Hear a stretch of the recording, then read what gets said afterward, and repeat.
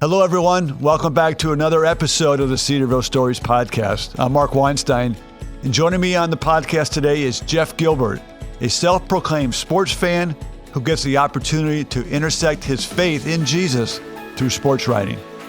And if you haven't noticed in recent years, there are more college and professional athletes and coaches like Houston's C.J. Stroud or 49ers quarterback Brock Purdy or Detroit Tigers outfielder Kerry Carpenter staking claim to their faith in Jesus, and this allows Jeff with the ability to intersect his faith in sports. It's truly an exciting time in our culture as more and more athletes, coaches, and journalists are bold about their faith. I'll talk with Jeff Gilbert about this development and how it impacts how he writes his stories. Jeff is an assistant professor of journalism at Cedarville University and a veteran print journalist. He's worked for the Northern Virginia Daily newspaper, the Roanoke Times, and now the Dayton Daily News and Press Pros magazine. Locally, he covers high school and college sports, and since last year, he's been the beat writer for Ohio State University football. Jeff is a friend, and let me welcome him to this week's Cedarville Stories Podcast.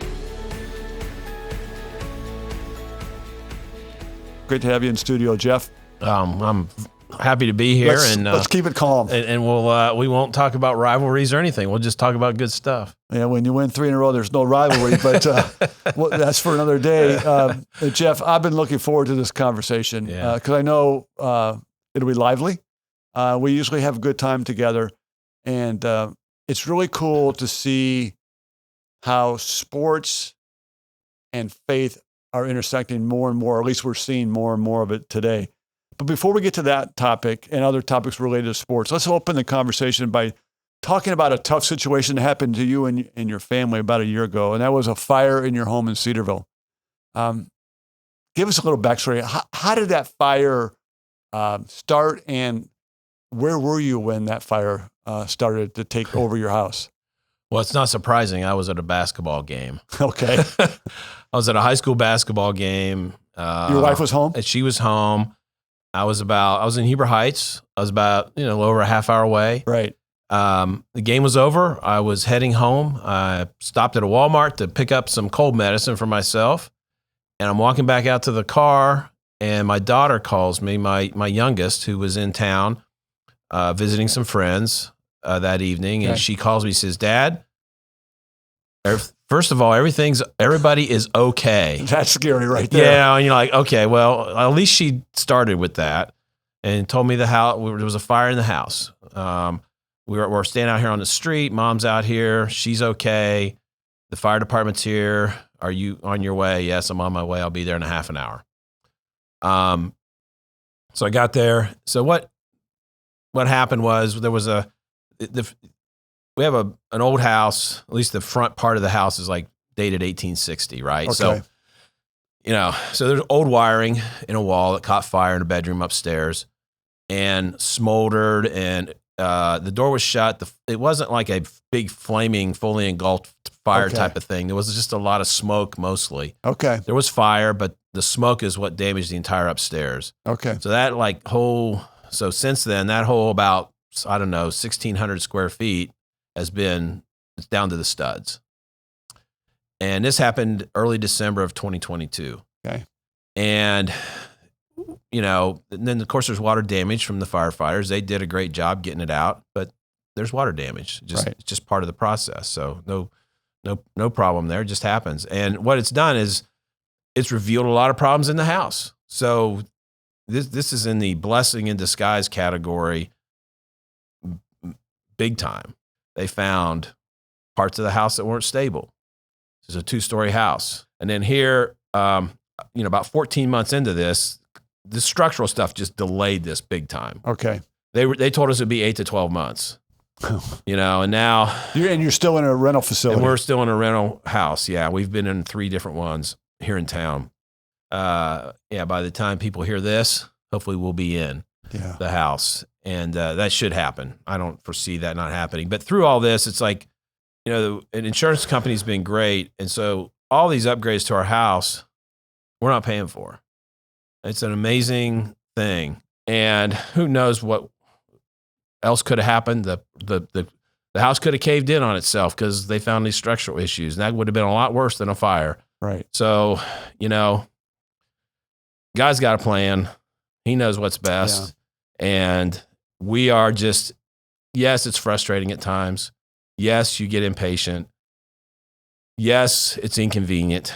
But in the end, we've come to grips over time, and it's just, you have to there's ups and downs with that, but it's like, we know, God's in control, and we're going to have a better house. It's almost going to be new. Yeah. If the house had burned to the ground, it'd be rebuilt by now, but it's not. It's going to have its character still. Yeah, so we love that. That's what's cool. When you're saying all that, it makes me think of God's grace. We didn't pay anything to be part of his family. He paid the price. Right. You didn't pay anything for the remodel. Exactly. It's the same story, just tangibly, right? Right. So were there other lessons that you maybe have learned from this time? I think it's a cementing of the idea of God's grace and provision. Yeah. I always believed in that. I always believed that. It's just, but this is a tangible and protection. Yeah. My wife was downstairs. The smoke detector went off upstairs. She started up the steps, which are on the very back of the house, and the fire started in the front of the house. So all the way to the back of the house, because it's a long, kind of narrow house. And she's like, "Oh, what's going on?" There's all this smoke. And so that was protection, that she wasn't up there. Right. And originally, at one point that day, she was going to be babysitting our grandson, who by that time of night would have been in a crib upstairs. Yeah. So, just those kinds of things, you go like, man, God let this fire happen, but you can see how he was in control of it. Yeah. Because this house is going to be better off. It's going to save us money in the long run. It's going to allow us to stay in the house probably, which we'd love to do. And nobody got hurt. Yeah. So, I hope that the way we're handling it is encouraging to people around us. I don't know. Yeah. But I hope it is. That's a great story. Thanks for sharing, Jeff. Yeah. Let's pivot and talk about the work you were called to do, and that is to write and to teach future journalists. When did you first realize you were gifted in writing for media outlets and publications? I always wanted to do that kind of thing.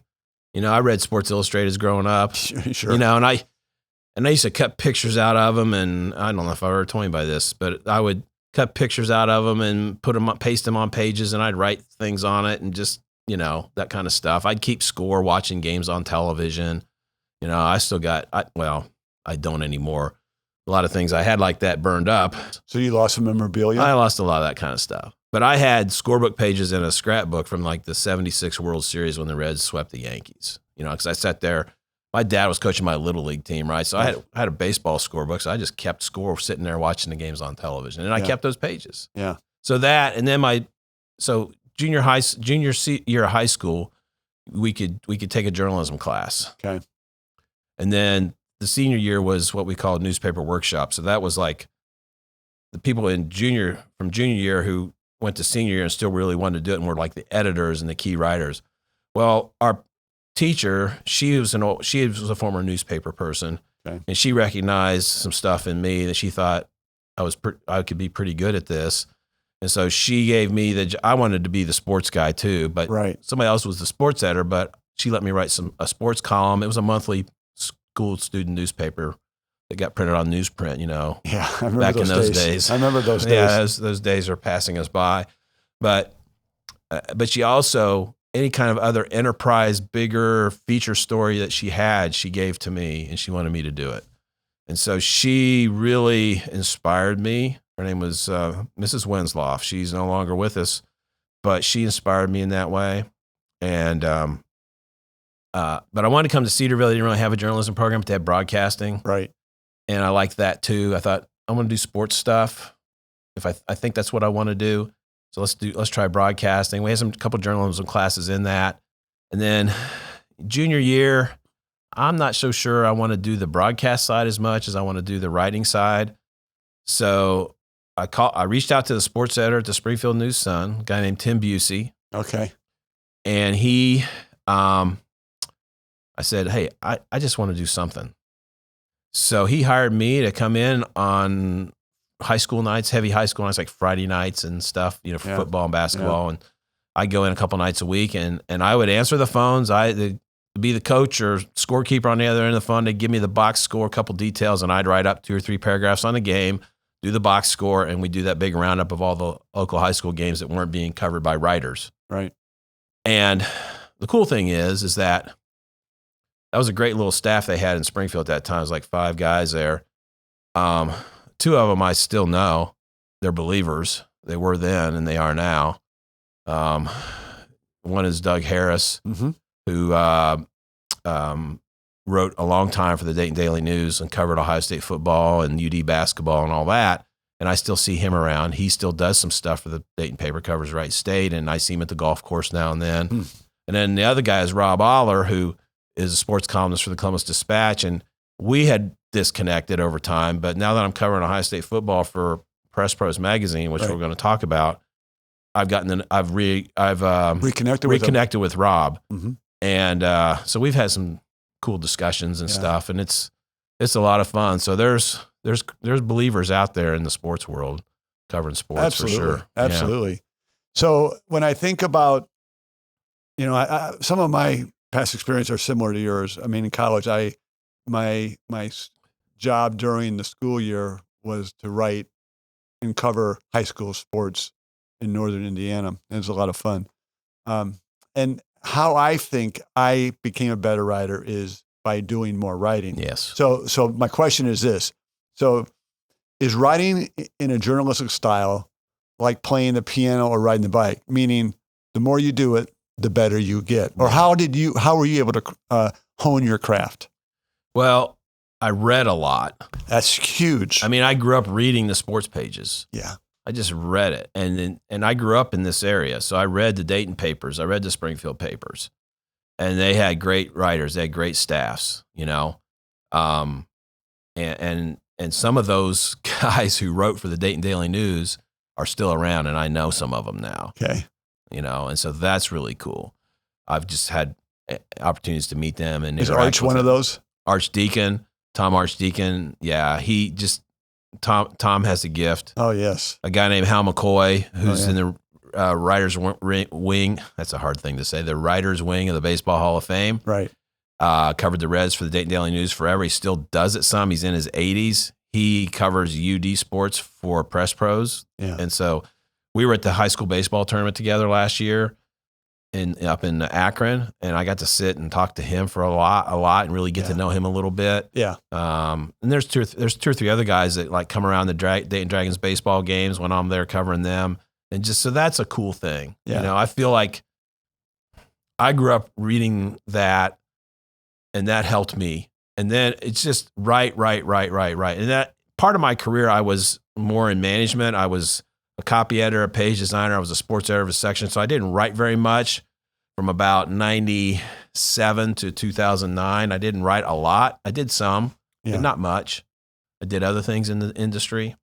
That and actually teaching it now, right? So like I came in here in 2009 knowing what I knew, but I know more now because I've gotten into some books. I've read some people.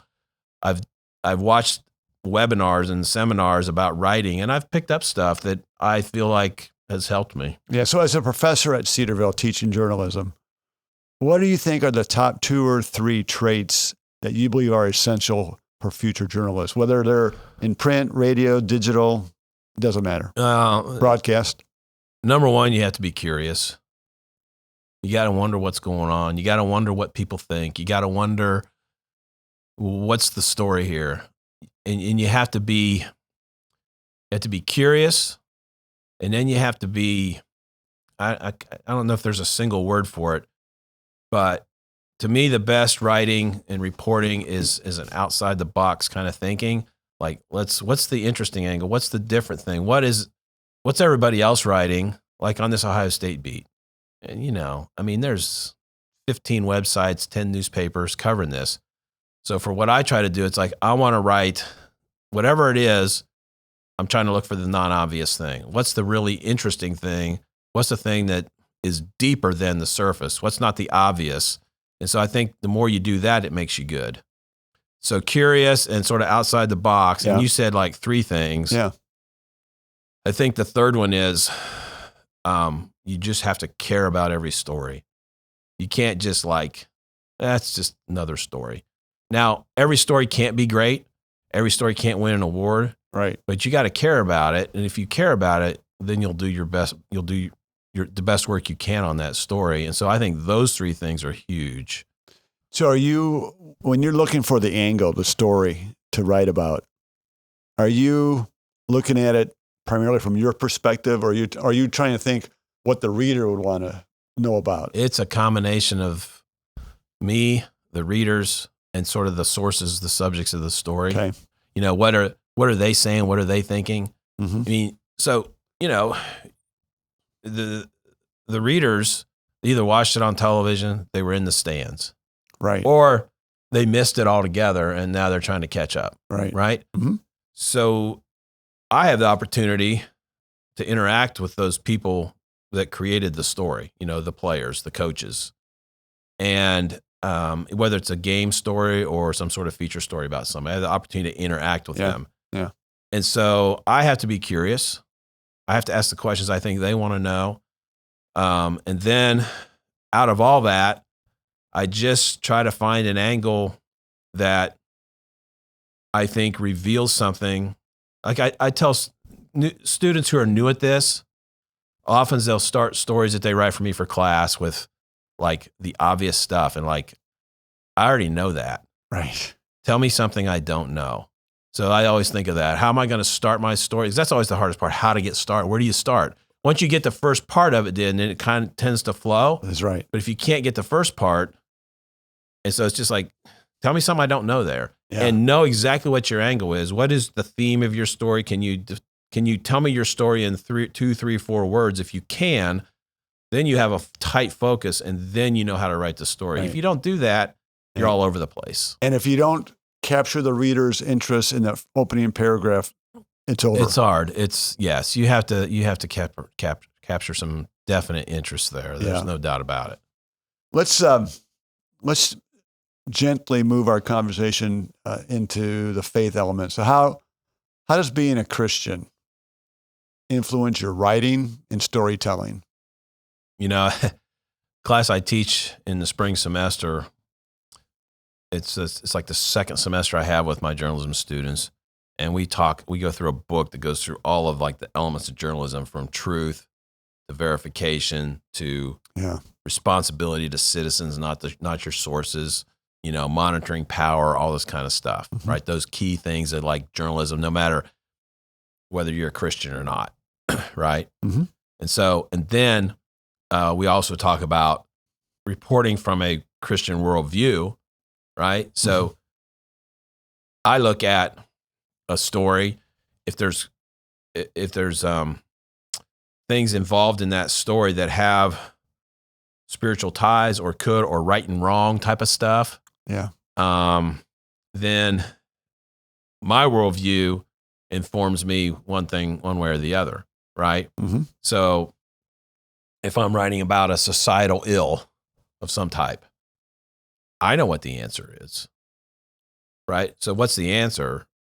The answer, the best answers relate to a biblical worldview and God and what he would want. Absolutely. Right? Right.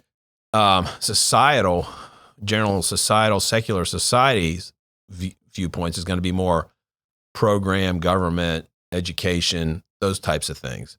And those government education can be involved in that, possibly part of a good solution. But, one of the examples that we talk about is a story that was written by, I think it was World Magazine, about like rehab facilities for drug addicts and so forth. Mm-hmm. And the story is like, so society is generally going to look at like the programs, like the old DARE, just say no to drugs. And then there's this ministry that reaches out and they want to get deeper. They go to, it's Jesus is going to change you. Right. Not these programs. And so the story goes in detail and looks at the statistics that they've been able to gather that shows, people that go through like this program, okay, do 100% of the guys that go through, people that go through this program make it? No, but it's a much higher percentage than the people who just sort of do the government thing. Yeah. And so you go into that story knowing that this can work, where the secular society may ignore that story because it doesn't make sense to them. No. It makes no sense. And I get that. But to us, it makes sense. And we see the difference. And we're like, well, we know why this works and that doesn't. Yeah. Let's keep going down the faith element. So as I mentioned in the introduction, I'm hearing and seeing more college, pro athletes, coaches speak out about their faith in interviews after a game or during practice or whatever. Do you see this as a new trend, or is this just something that's being covered more openly by inquisitive journalists? Well, there's probably a lot of factors here. I would say yes, it is more. I would totally agree with you. The trend is there. It's there. Yeah.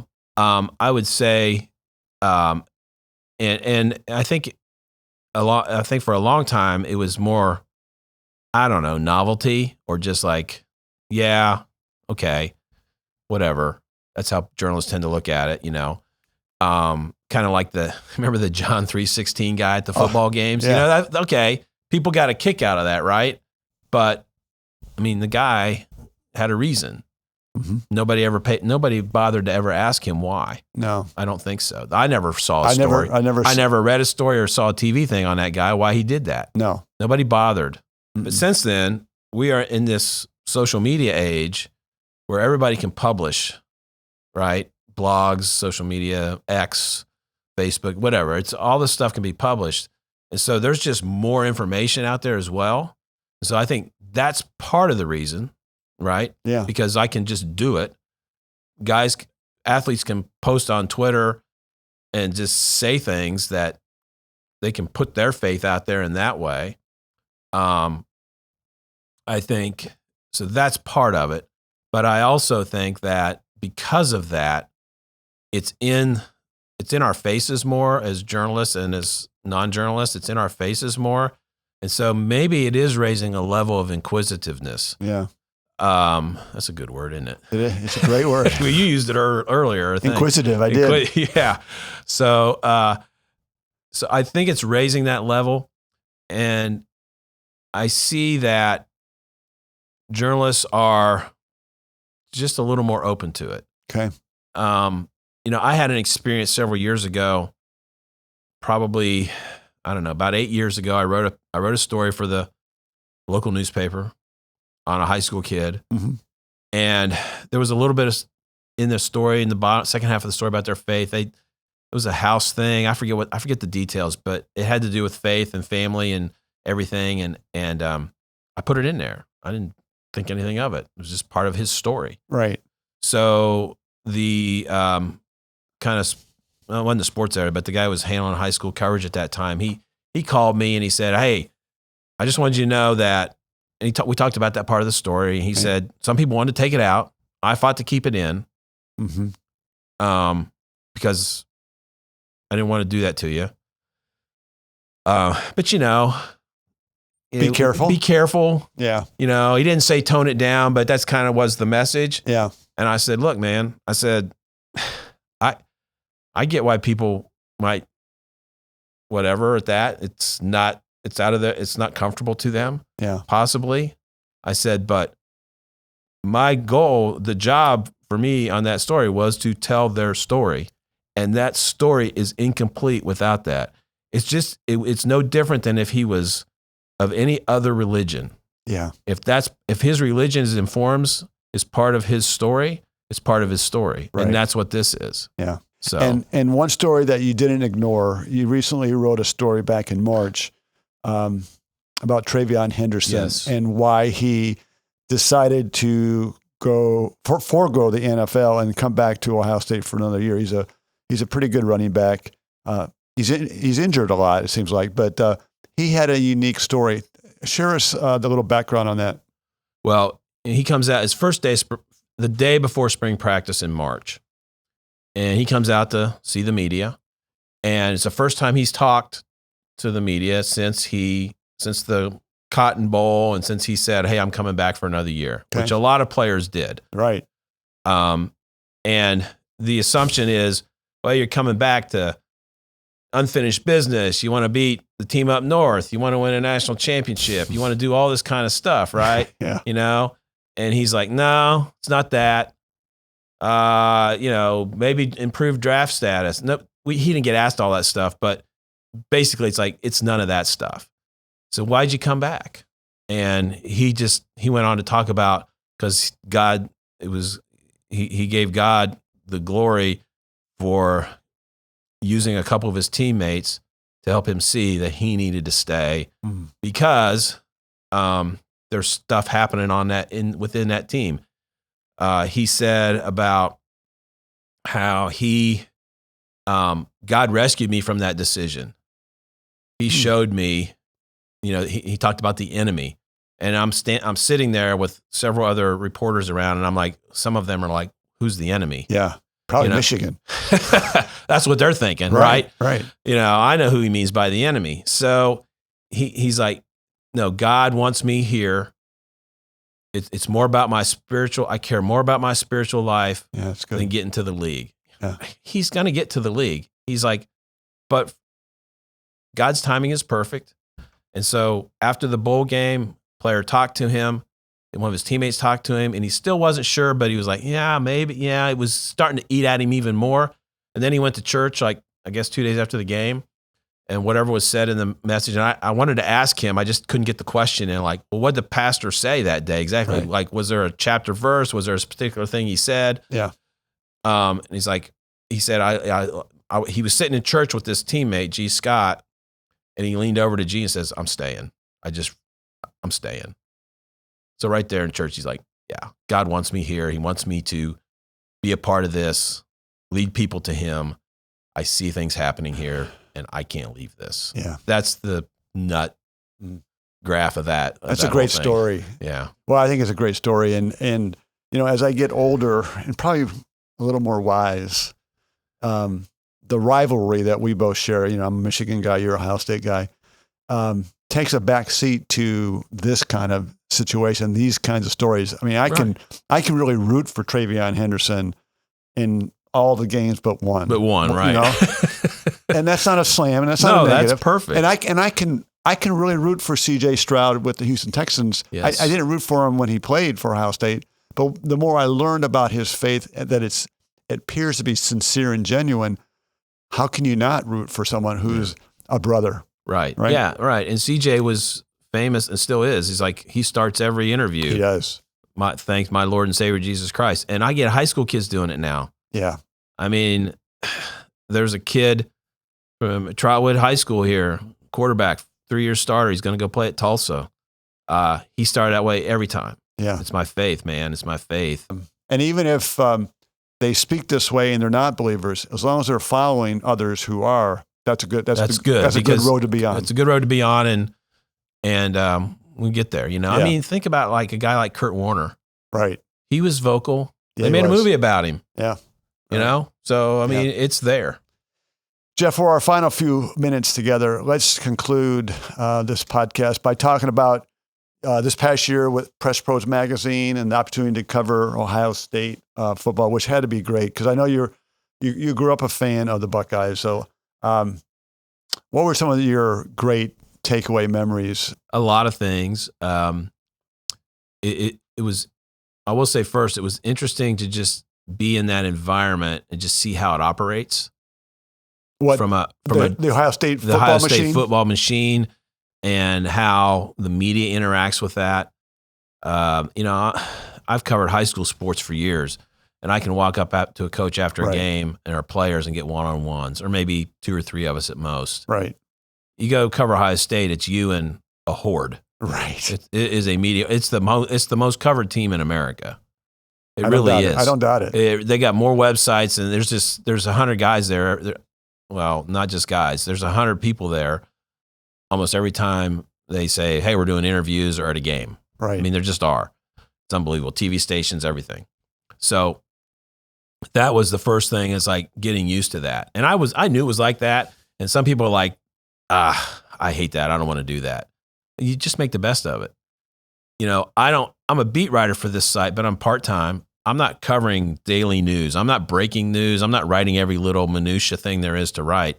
So back to that angle thing, I'm trying to figure out, what can I write angle-wise it's different than other people? How can I have a different voice than the others to distinguish yourself? So you want people reading your website, right? And, absolutely. And the website numbers are up, according to the guy that owns it tells me that.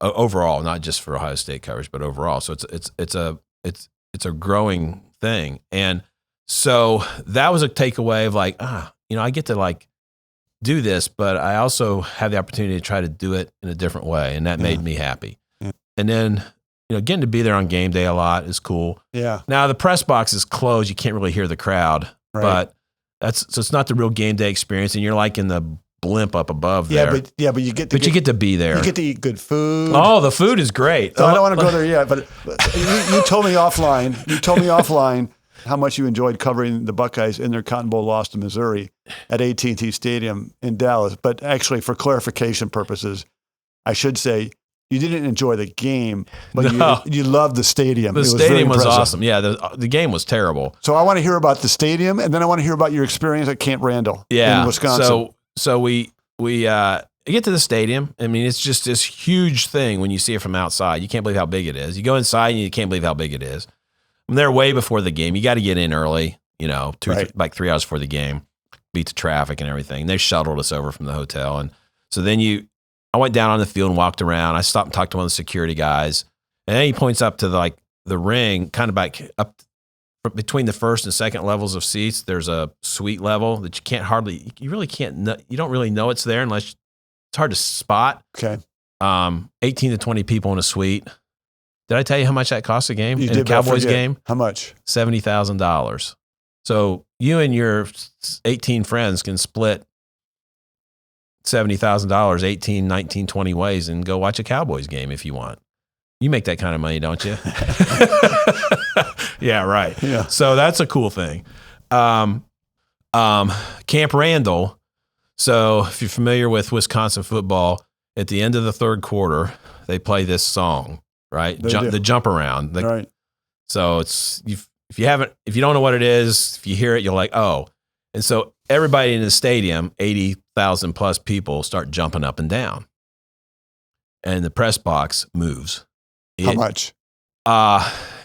It sways a good 8 inches back and forth. Oh my goodness! Because I mean, I'm looking at I shot video of it, and in the video that I have, you can see the corner of my computer screen sitting there, and it's moving back and forth like this, like about 8 inches. I'm not kidding, and it's like, of course, I'm a first timer in there, and the first timers in there, like one of the first timers sitting near me is like, I guess this is supposedly this is safe, like, yeah, it's been certified. And then another guy sitting next to me who's like from a Madison radio station, has been coming there for years, says, yeah, well, before they remodeled, there were pipes up here that used to move like a foot. Really? Yeah.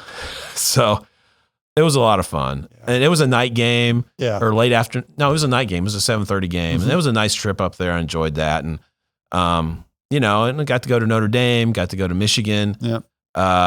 Those were cool to be at those stadiums, historic stadiums. And, this coming year they play at Penn State. That'll be fun. Hopefully that'll be a whiteout Saturday night game. That'd be a great experience. They play at Oregon. I'm pretty sure we're going to get to go to that and do that. So that'll be fun because that's got a good reputation for a crazy crowd. It does. It's a little smaller, maybe 60,000, but it has a good reputation as a raucous crowd. Well, we are out of time, but let me land this conversation by bringing it back to the classroom. So you have great experiences. You're a good writer. How do the students respond to your lectures when you interject some of these stories that hopefully will help them become quality journalists? Well, I mean, they seem to enjoy that part.